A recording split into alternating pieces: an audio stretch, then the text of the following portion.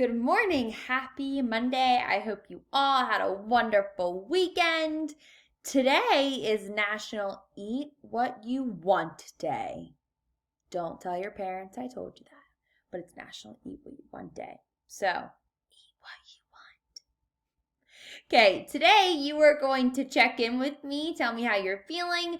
You're going to do a Flipgrid today, and you're going to share something kind about Charlie because he is our monster of the week.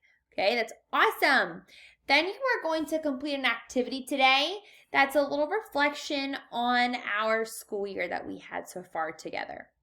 Then you're going to watch a video about fact and opinion, and then you will complete a fact and opinion sort.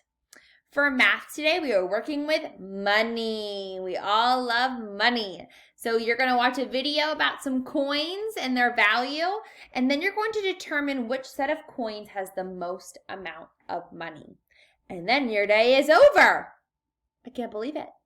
This week, you're going to see some different activities inside your slides.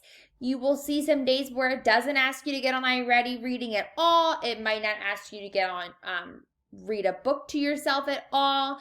It doesn't mean you don't have to. You're still willing to do those things, of course.